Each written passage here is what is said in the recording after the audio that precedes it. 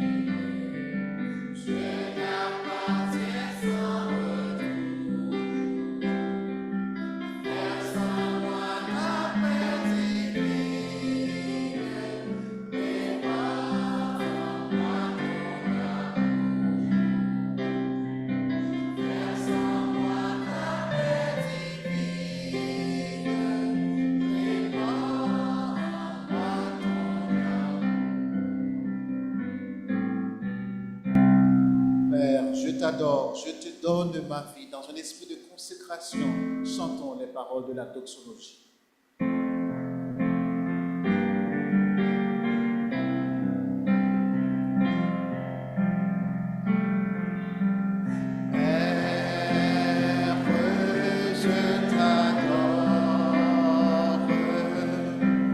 Je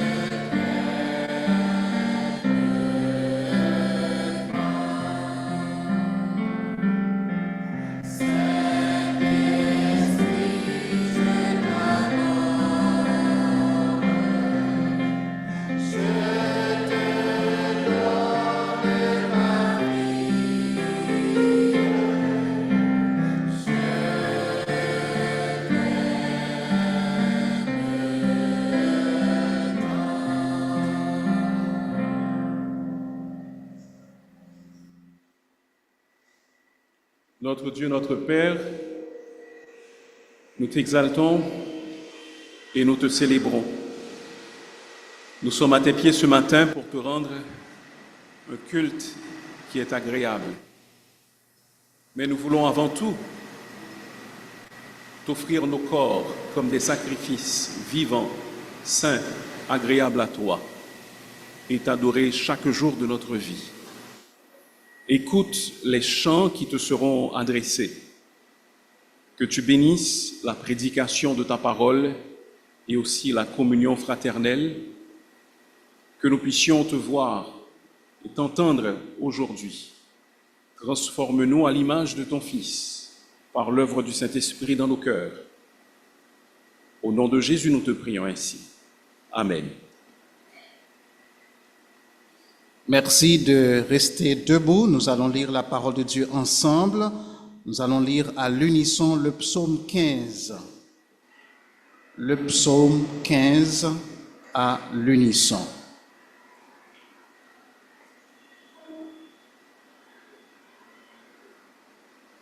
J'espère que vous l'avez déjà trouvé. Lisons ensemble le psaume 15.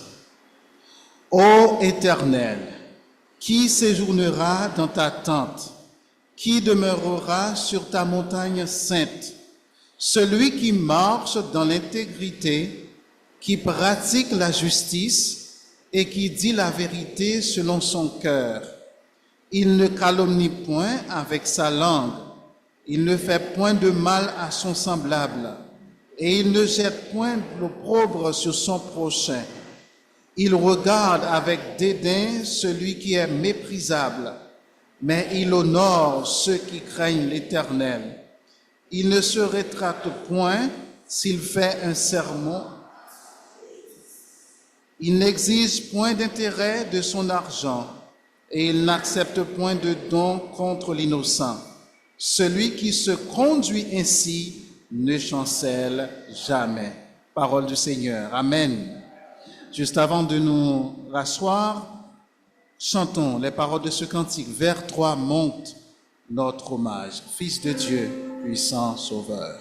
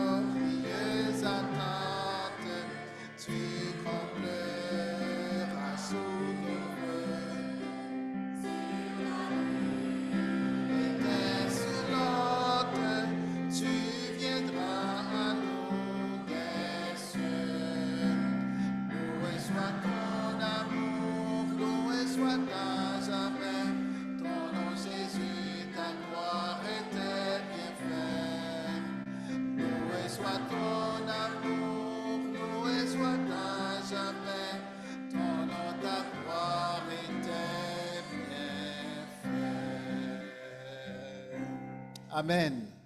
Je vous invite à vous saluer avant de vous rasseoir.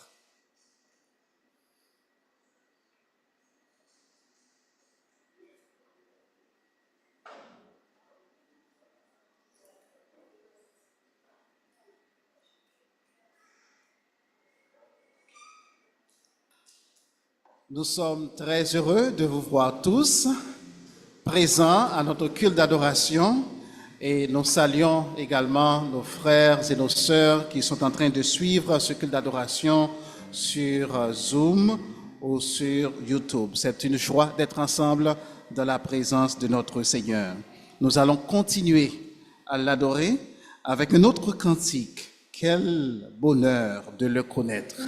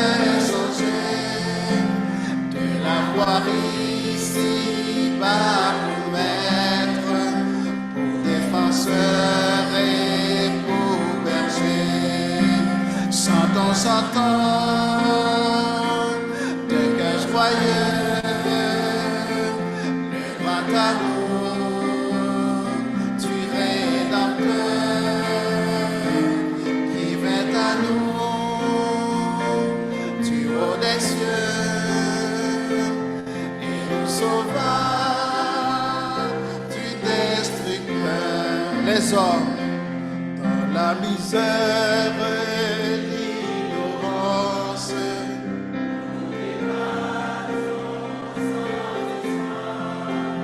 la mort au cœur, la mort souffrance, quand à nos yeux il se fait voir, chantons, chantons, de cœur joyeux.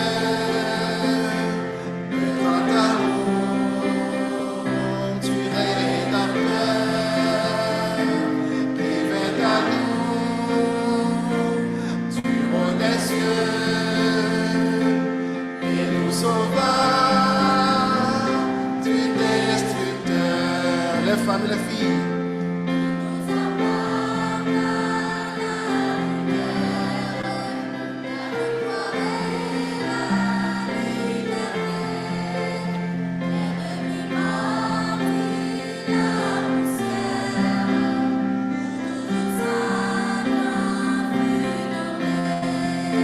Chantons, chantons, d'un cœur joyeux.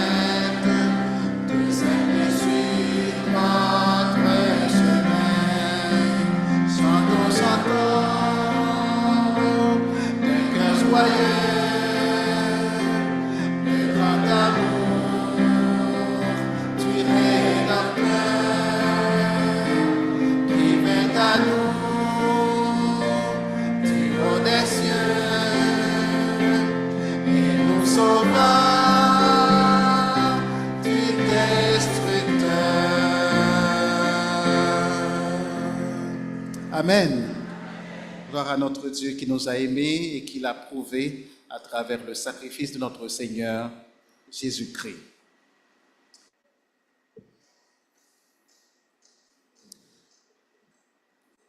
Éternel, notre Seigneur et notre Père,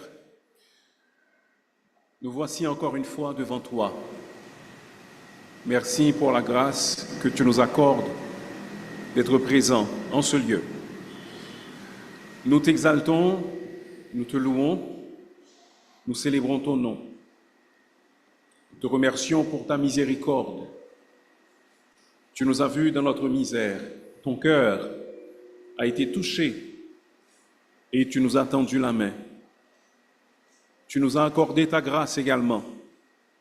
Quoique nous soyons coupables, indignes de recevoir tes bienfaits, tu nous as tout de même rachetés par la grâce, par le moyen de la foi.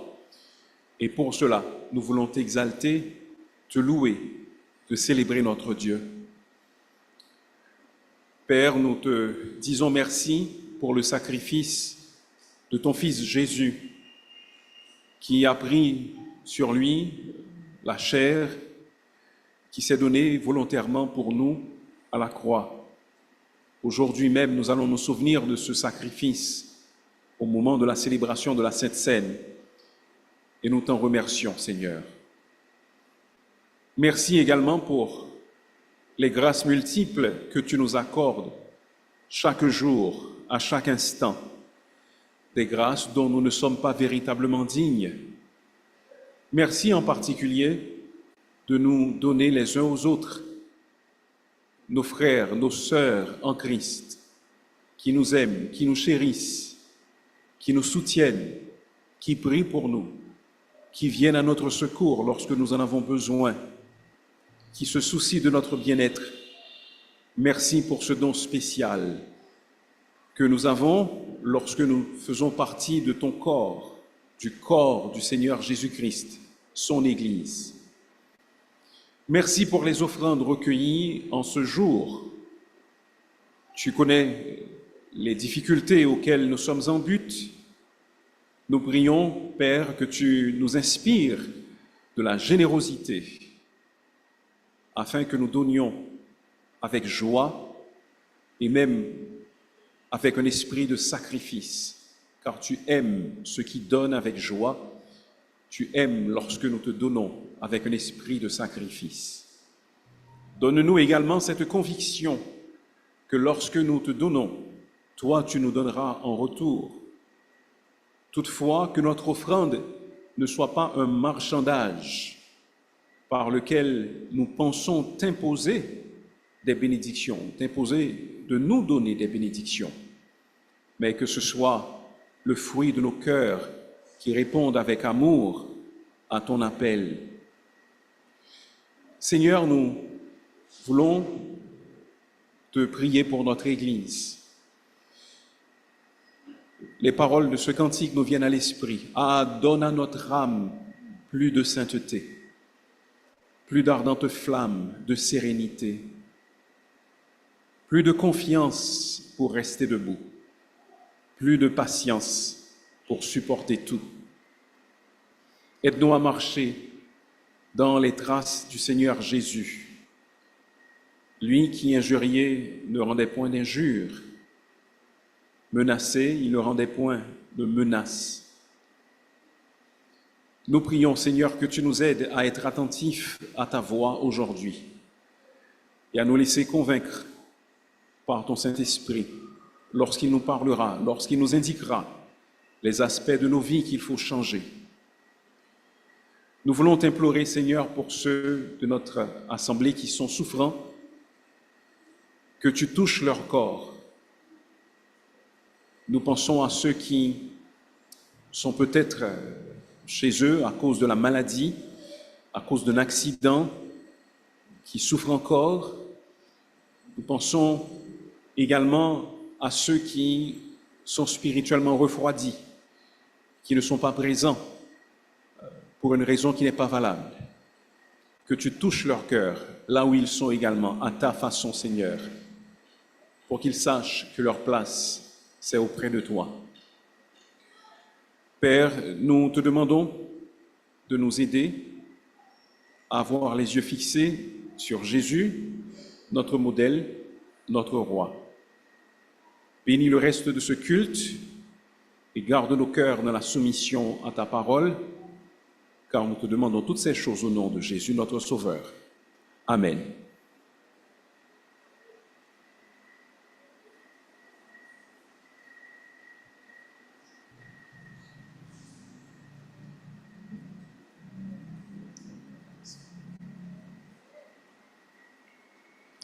Nous demandons aux enfants jusqu'à l'âge de 10 ans à se diriger vers le centre d'activité gentiment. Ils vont assister au culte qui est préparé à leur intention. Nous allons avoir la deuxième lecture de la parole de Dieu avec notre sœur Jacqueline Lamour. Elle va nous lire en Romains chapitre 13, versets 8 à 14.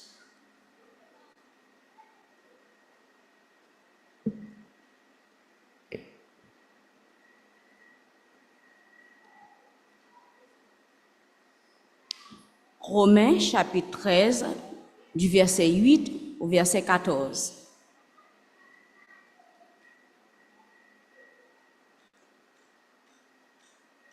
Ne devez rien à personne, si ce n'est de vous aimer les uns les autres. Car celui qui aime les autres a accompli la loi.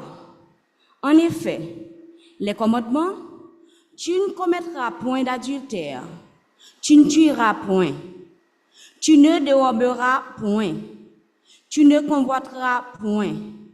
Et ce qu'il peut encore y avoir se résume dans cette parole. Tu aimeras ton prochain comme toi-même. L'amour ne fait point de mal au prochain. L'amour est donc l'accomplissement de la loi. Cela importe d'autant plus que vous savez en quel temps nous sommes. C'est l'heure de vous réveiller enfin du sommeil.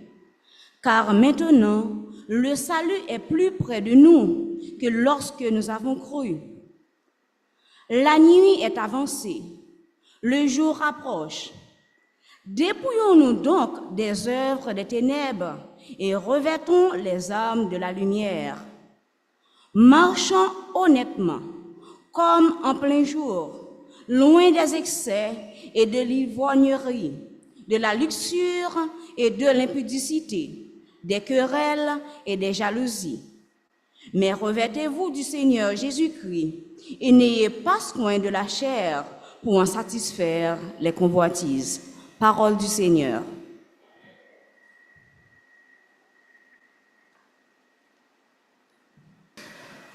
Nous allons chanter, continuer à adorer le Seigneur en chantant les paroles de ce cantique. J'ai trouvé la paix profonde.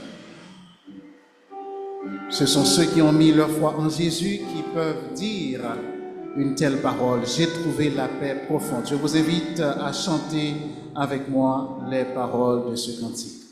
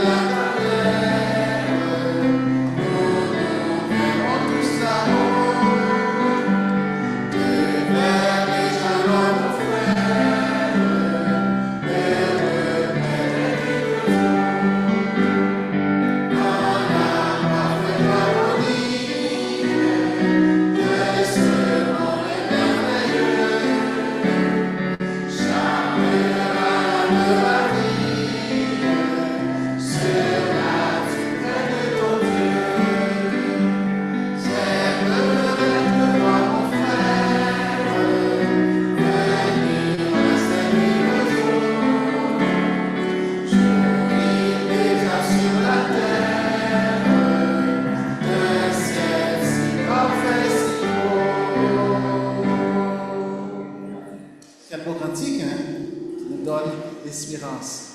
Je vous prie de vous mettre debout. Nous allons chanter un autre cantique juste avant d'écouter le message de la parole de Dieu. Jésus, c'est toute bagaille pour moi. Est-ce que Jésus, c'est toute bagaille pour vous? Amen. Eh bien, chantons avec entrain.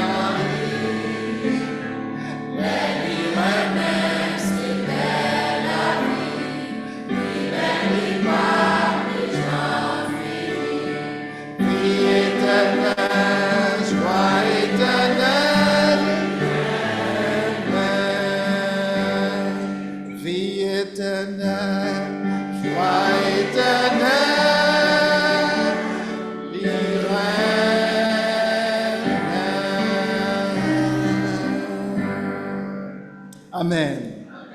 Vous êtes priés de vous rasseoir. Nous allons avoir un temps tout à fait spécial. C'est un moment au cours duquel nous allons écouter le message de la parole de Dieu.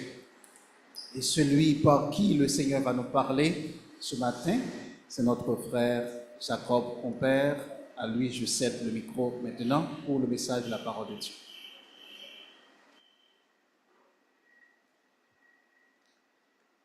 Merci infiniment à notre pasteur Télusma. Chers frères et sœurs, bonjour. Que la grâce et la paix de notre Seigneur Jésus-Christ soient avec vous tous. Nous bénissons le nom de notre Dieu qui nous accorde le précieux privilège de nous réunir ce matin en sa présence et autour de la personne de son Fils, notre Sauveur Jésus-Christ, pour lui offrir nos sacrifices spirituels et aussi entendre sa parole.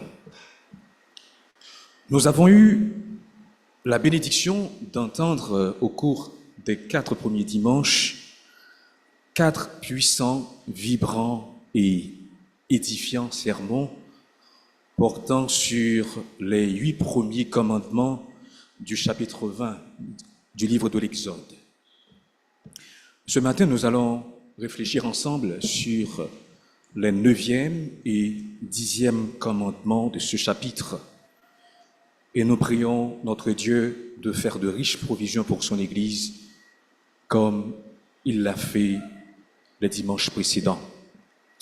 Et je vous invite donc à ouvrir vos Bibles avec nous en Exode chapitre 20, où nous lirons les versets 16 et 17. Tu ne porteras pas de faux témoignages contre ton prochain. Tu ne convoiteras pas la maison de ton prochain. Tu ne convoiteras pas la femme de ton prochain, ni son serviteur, ni sa servante, ni son bœuf, ni son âne, ni rien qui soit à ton prochain. Parole du Seigneur. Délivré du mensonge, guéri de la convoitise, est le titre de la prédication de ce matin. Est-ce qu'il vous arrive déjà de réfléchir à ce qui s'est vraiment passé dans le jardin d'Éden au moment de la chute? Mes frères et sœurs, il ne s'agit pas seulement d'un acte de désobéissance isolé. Si nous y regardons de plus près, nous verrons que deux éléments ont été à l'œuvre. Il s'agit bien du mensonge et de la convoitise. Le diable, en effet, a porté un faux témoignage contre Dieu, insinuant qu'il était un menteur, qu'il voulait priver l'homme d'un bien précieux. Dieu a-t-il réellement dit? Et Ève a vu que le fruit était désirable pour ouvrir l'intelligence et elle l'a convoité. C'est là que le péché originel a été conçu, puis mis au monde. Autrement dit, le faux témoignage et la convoitise ne sont pas des fautes secondaires. Ils sont là, au cœur du péché qui a brisé la relation de l'homme avec Dieu. À première vue, ces commandements semblent se concentrer sur des actions extérieures. Dire la vérité, ne pas désirer ce qui ne nous appartient pas. Mais en réalité, il touche les mots beaucoup plus profonds, enracinés dans le cœur humain depuis la chute, à savoir le mensonge et la convoitise. Ces forces destructrices qui déshumanisent, divisent et détruisent la communion entre les hommes et avec Dieu. Dieu, dans sa grâce, n'a pas donné des commandements simplement pour contenir le mal, mais pour l'éradiquer. Il vise à démasquer le péché dans ce qu'il a de plus subtil, de plus intime, à savoir nos paroles et nos désirs, et à nous conduire sur le chemin de la vérité, de la pureté intérieure et de la satisfaction. En cela, mes frères et sœurs, ces commandements sont des outils de restauration. Leur objectif ultime est de réhabiliter l'être humain dans une relation vraie, transparente et fidèle avec Dieu et avec son prochain. Frères et sœurs, le mensonge et la convoitise ne sont pas que des péchés anciens. Ils sont toujours là, bien enracinés dans notre monde et dans nos vies. Le faux témoignage, mes frères et sœurs, divise les familles, détruit les réputations et mine la confiance. Quant à la convoitise, elle ronge le cœur alimente l'insatisfaction et étouffe la gratitude. Ces deux fléaux sont partout, dans les réseaux sociaux, dans les médias, dans nos conversations et dans nos pensées. Voilà pourquoi les commandements de Dieu sont toujours d'actualité. Ils ne visent pas seulement notre comportement extérieur, mais viennent toucher, mes frères et sœurs, les sources profondes de nos paroles et de nos désirs. Le passage que nous venons de lire ce matin nous enseigne une vérité centrale que voici. Dieu veut nous délivrer du mensonge et de la convoitise pour une communion parfaite avec lui et avec notre prochain. Et je les répète, notre Dieu veut nous délivrer du mensonge et de la convoitise en vue d'une communion parfaite avec lui et avec le prochain. Pénétrons donc dans l'enseignement de ce passage afin de bien comprendre ces deux commandements que Dieu utilise pour purifier les paroles, les pensées et les désirs de son peuple en vue d'une communion parfaite avec lui. Pour purifier nos paroles, Dieu interdit le faux témoignage et nous appelle à une vie de vérité dans nos relations les uns avec les autres.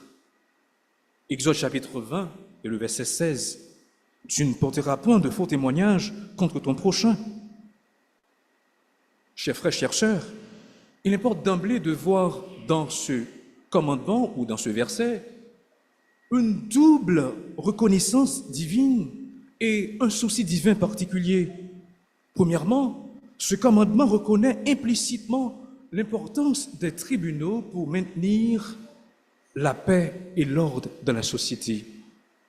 Secondement, il reconnaît l'importance des jugements moraux que les hommes portent les uns sur les autres, les jugements individuels portés sur autrui à la suite d'un témoignage fondé ou non, vrai ou faux, ainsi que des jugements collectifs ou communautaires portés sur une personne, constituant ainsi l'opinion publique à son égard. Enfin, ce commandement suggère le souci particulier de Dieu de purifier la bouche de son peuple. Et cela est une condition nécessaire à l'admission du croyant dans la présence de Dieu, selon le psaume 24 et le verset 4. Qui pourra monter à la montagne de l'Éternel? Qui s'élèvera jusqu'à son lieu saint? Celui qui a les mains innocentes et le cœur pur, celui qui ne livre pas son âme au mensonge et qui ne jure pas pour tromper. Par extension, mes frères et sœurs, nous pouvons voir l'intention de Dieu de mettre son peuple dans les conditions idéales favorisant la jouissance d'une communion parfaite avec lui. Mais comment donc interpréter ce commandement? Ce commandement est une interdiction expresse du faux témoignage devant les tribunaux. Mais pour quelle raison cette interdiction s'attache-t-elle à cette forme particulière de mensonge? Nous pouvons faire valoir, frères et sœurs, que le faux témoignage contre le prochain est la forme de mensonge la plus fréquente et la plus préjudiciable. Il est donc censé que ce commandement s'inscrive a priori dans un contexte juridique. En effet, à l'époque biblique comme aujourd'hui, le système judiciaire reposait grandement sur les témoignages. Par conséquent, l'intégrité de la justice dépendait de la vérité des déclarations faites par les témoins. Un faux témoignage pouvait donc entraîner de graves injustices, voire la condamnation à mort d'un innocent. On peut penser à Deutéronome 19, les versets 16 à 21. Nous pouvons donc comprendre que le mensonge n'est pas seulement un manquement moral, mais constitue aussi une agression envers autrui. C'est une forme de violence verbale. C'est tuer la réputation de l'autre et parfois même sa vie avec des mots. En fin de compte, nous pouvons retenir les raisons suivantes comme réponse à la question précédente. Dieu interdit le faux témoignage contre le prochain parce que le faux témoignage met directement en danger la justice et la paix sociale. Le faux témoignage implique souvent un abus de confiance et une intention délibérée de nuire. Dieu interdit le faux témoignage parce que dans un tribunal, le mensonge devient une arme légale contre l'innocent, ce qui est particulièrement grave aux yeux de Dieu. La Bible nous présente à cet effet des épisodes classiques mettant en lumière les conséquences gravissimes du faux témoignage contre le prochain, notamment en public ou devant un tribunal. Parmi ces épisodes, considérons le faux témoignage contre Naboth. Dans 1 Roi chapitre 21, Jézabel fait venir 2 faux témoins contre Naboth pour lui prendre sa chère vigne. Résultat, il est injustement lapidé. Ce faux témoignage a mené à la mort d'un innocent, mais aussi à la colère de Dieu contre Akab et Jézabel. Dans Deutéronome chapitre 19, les versets 16 à 20, la loi prévoit que si un témoin est reconnu menteur, il doit subir exactement la peine qu'il cherchait à faire infliger à son frère. Ce principe de justice équitable vise à dissuader le mal et à préserver la vérité au sein du peuple de Dieu. Et le texte conclut, les autres entendront et auront de la crainte, et l'on ne commettra plus une pareille méchanceté. Le verset 20. Cela montre que, pour Dieu, le faux témoignage est une menace sociale sérieuse qui doit être stoppée net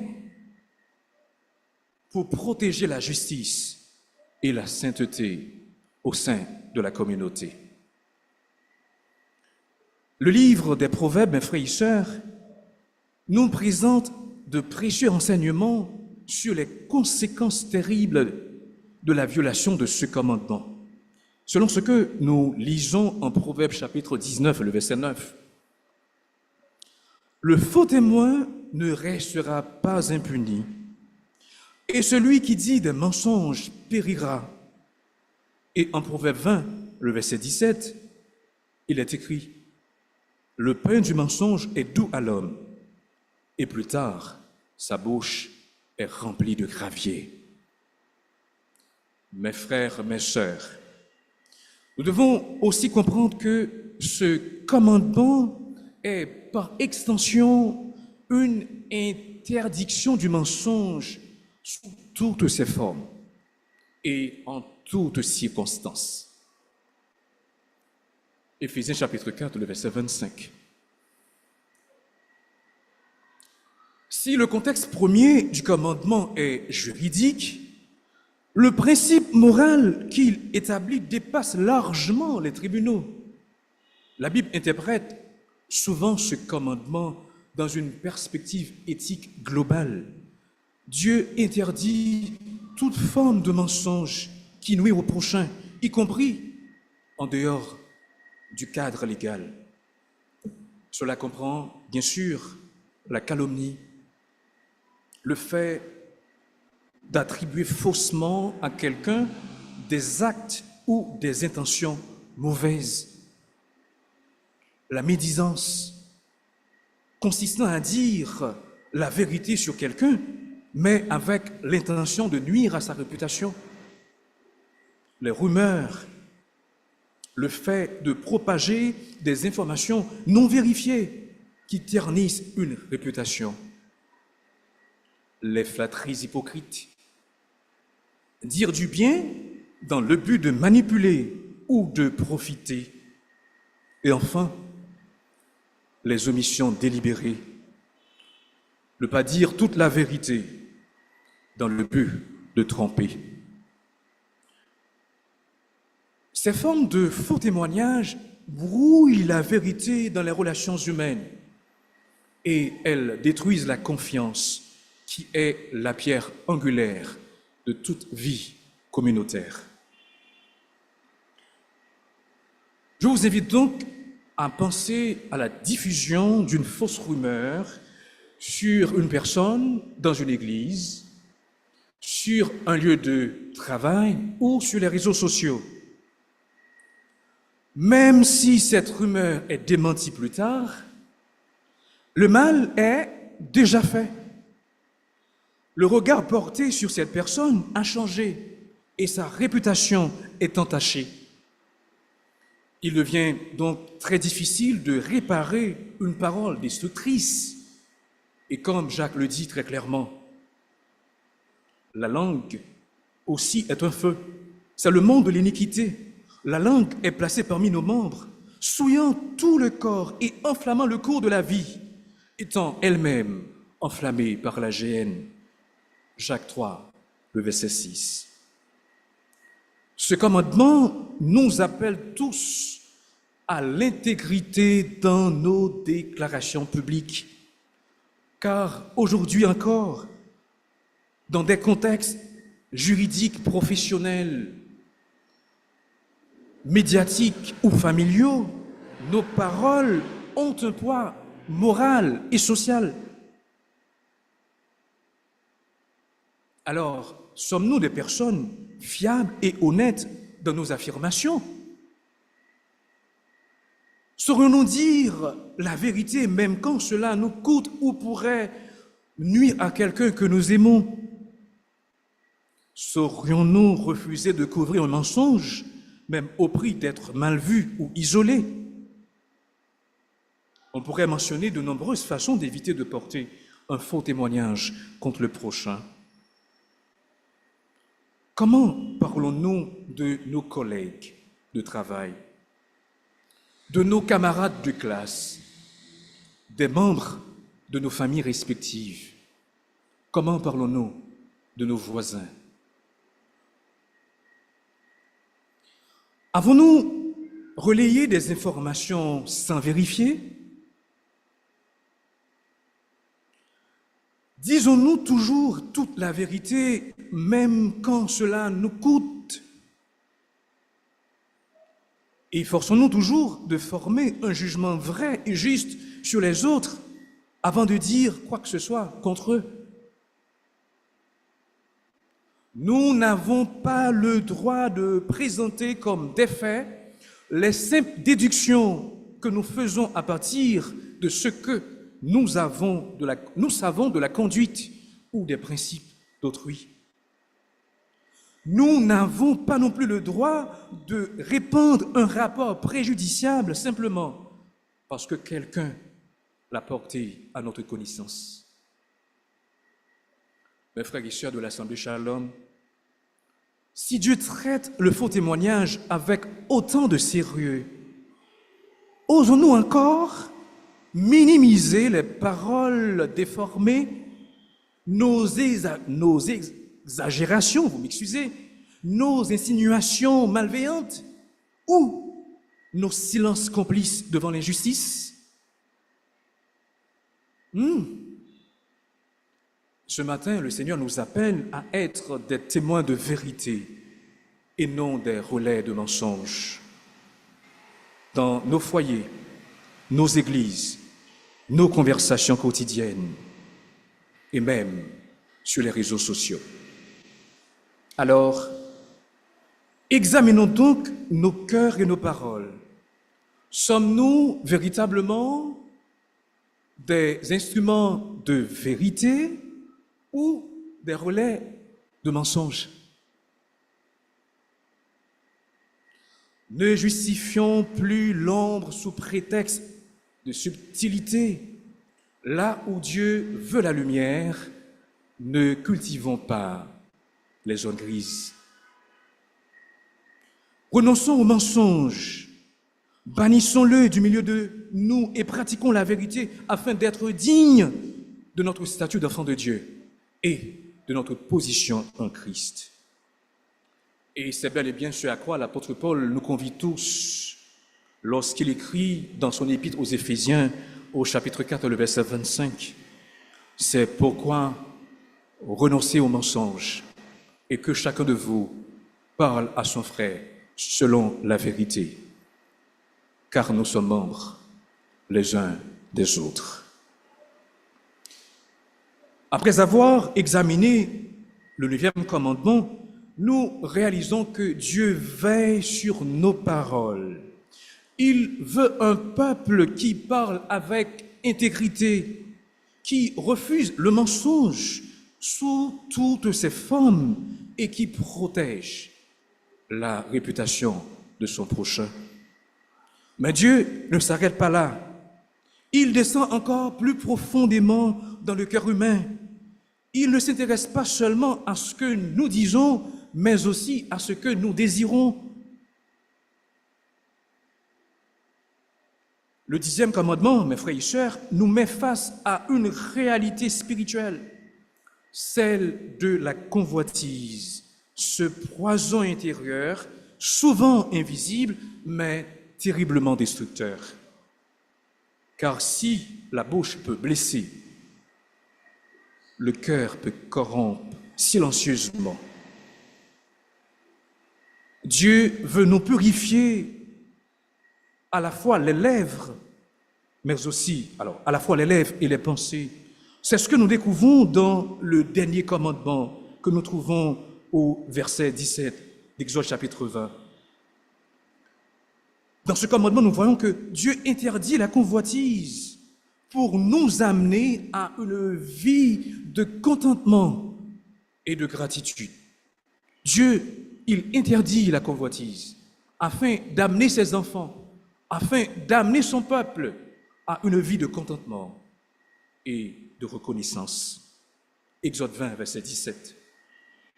Tu ne convoiteras point la maison de ton prochain, tu ne convoiteras point la femme de ton prochain, ni son serviteur, ni sa servante, ni son bœuf, ni son âne, ni aucune chose qui appartienne à ton prochain. Ce commandement clôt le décalogue et se distingue des autres par son orientation intérieure. Là où les autres commandements dénoncent des actes visibles, celui-ci pointe une disposition du cœur. Il nous rappelle que Dieu regarde plus loin que les apparences. Dieu regarde jusqu'aux intentions secrètes.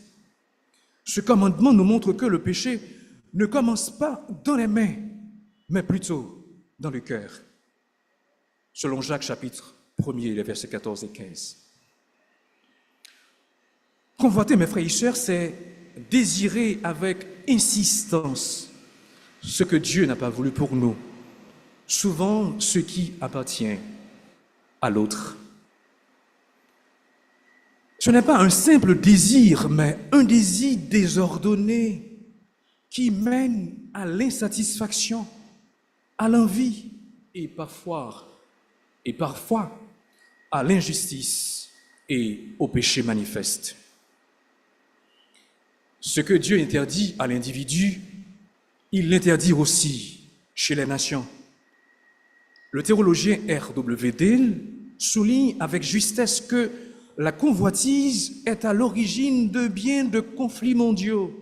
Il écrit, et je cite, « L'histoire du monde est tachée et assombrie par les crimes auxquels les nations ont été poussées par l'esprit de convoitise. L'interdiction de la convoitise n'a pas seulement pour but d'empêcher les misères, les horreurs et les crimes de guerre agressives, mais aussi de former l'esprit des nations à la reconnaissance de l'idée que Dieu se fait de leurs relations mutuelles. » Fin de citation. Mes frères et sœurs, dans une perspective biblique, la convoitise est le moteur caché de nombreux péchés. Les données de la Bible montrent que la convoitise est véritablement ce moteur caché de nombreux péchés. David a convoité la femme d'Uri et cela a amené à l'adultère, puis au meurtre. De Samuel chapitre 11. Ainsi, aussi, Akan a convoité l'or de Jéricho. Et vous savez la conséquence. Et cela a coûté la vie à toute sa famille. Josué chapitre 7, les versets 20 et 21. L'interdiction de la convoitise, mes frères et sœurs, est en quelque sorte une protection préventive. Ce commandement agit clairement comme une protection contre d'autres agressions. Ce qu'il faut comprendre par ce commandement, conformément à l'optique de Dieu, c'est que Dieu n'interdit pas d'apprécier les bonnes choses qu'il donne aux autres. Dieu n'interdit pas de désirer s'améliorer ou progresser légitimement, mais Dieu interdit de désirer posséder ce qui appartient à autrui. Dieu interdit d'être envieux de son bonheur, de sa réussite, de ses biens, de ses relations. Dieu interdit de nourrir une insatisfaction chronique envers ce qu'il nous donne ou ce qu'il nous a donné. À présent, je vous invite à imaginer un homme qui a tout, un bon emploi, une belle maison, une famille aimante. Mais il voit que son voisin a une voiture plus luxueuse et une plus grande maison. Il commence à murmurer intérieurement en disant « Pourquoi lui et pas moi? C'est injuste !» Ce sentiment de manque devient obsessionnel. Il devient aigri, jaloux et amer. Et ce qui était pour lui une bénédiction devient un fardeau. Mes frères et sœurs, la convoitise est un mal discret, mais destructeur. Elle peut ronger notre âme en silence, créer des tensions dans nos relations et voler notre paix intérieure. Elle s'oppose à la gratitude, car on ne peut pas être envieux et reconnaissant en même temps. La convoitise empêche l'amour du prochain. On ne peut pas aimer celui qu'on envie profondément. Nous sommes donc conviés à nous examiner ce matin. Suis-je satisfait de ce que Dieu m'a donné? Est-ce que je célèbre sincèrement la joie et les bénédictions des autres? Est-ce que je compare ma vie à celle des autres au point d'être frustré ou amer? Il est une certitude que chacun de nous a les réponses à ces questions. En somme, nous avons vu que Dieu interdit le faux témoignage pour nous appeler à une vie de vérité. Dieu interdit la convoitise pour nous amener à une vie de contentement et de gratitude. Ces commandements ne sont pas de simples règlements éthiques extérieurs. Ils touchent aux racines même du péché, le mensonge et la convoitise, deux poisons qui ont brisé la communion entre l'homme et Dieu dès le jardin d'Éden. En nous donnant ces commandements, Dieu ne se contente pas seulement de restreindre notre comportement extérieur, mais il cherche à guérir notre cœur intérieur, à restaurer nos relations et à nous conduire dans une vie de vérité, de pureté intérieure et de gratitude. Imaginez une maison splendide, bien construite, mais dont les fondations sont rongées par des termites invisibles. De l'extérieur, tout semble en ordre. Mais un jour, tout s'effondre sans avertissement. Mes frères, mes sœurs, c'est ce que font le mensonge et la convoitise dans nos vies. Ils travaillent en secret dans nos pensées et dans nos désirs jusqu'à faire s'écrouler nos relations, notre paix intérieure et parfois même notre témoignage chrétien. Mais il y a une bonne nouvelle. Cette bonne nouvelle, c'est que le Christ est venu pour restaurer les fondations. Il ne fait pas que rénover les façades, mais il purifie les cœurs. Alors, posons-nous ces questions. Mes paroles sont-elles marquées par la vérité ou est-ce que je laisse parfois place à l'exagération, à l'insinuation ou au jugement injuste?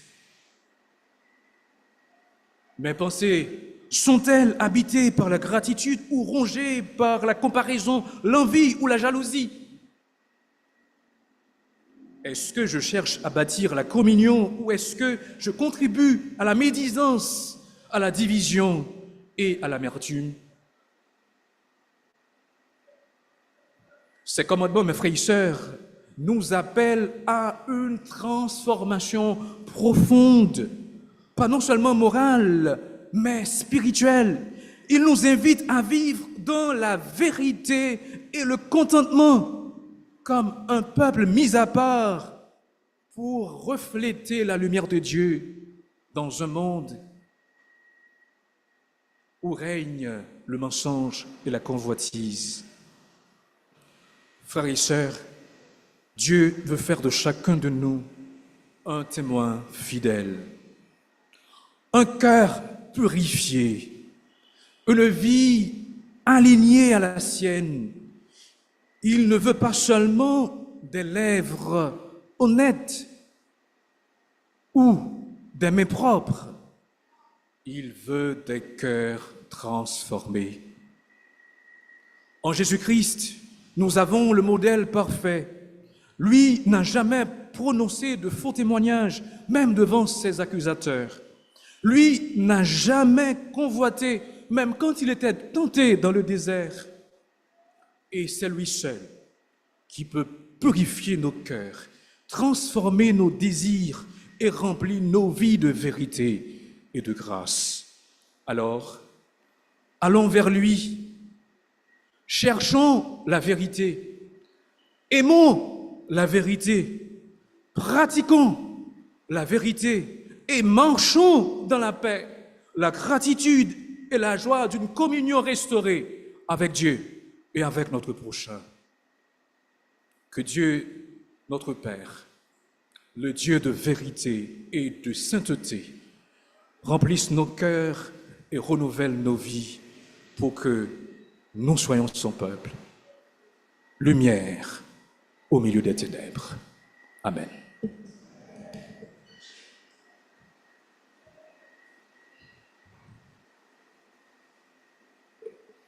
Nous remercions le Seigneur pour ce message qu'il nous a envoyé et qui met une fin à notre série de prédications sur les 10 commandements.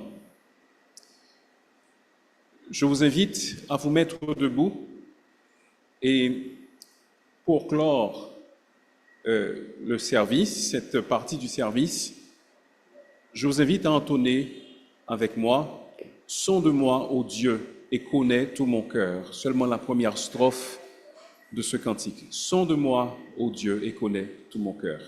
Éprouve-moi et connais mes pensées. »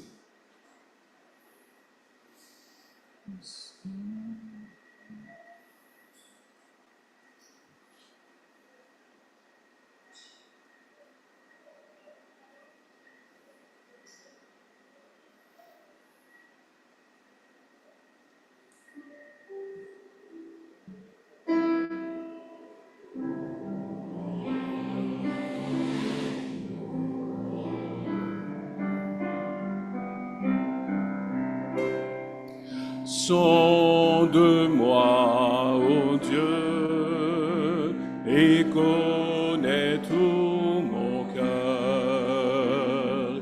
Éprouve-moi et connais mes pensées.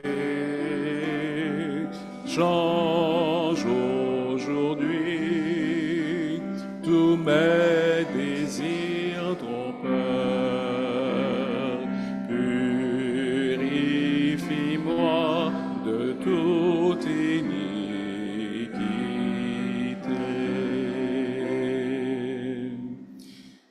Seigneur, nous te disons merci pour ces paroles que nous venons d'entendre. Aide-nous à nous en souvenir et surtout à les mettre en application par ta grâce. Au nom de Jésus, nous te le demandons. Amen.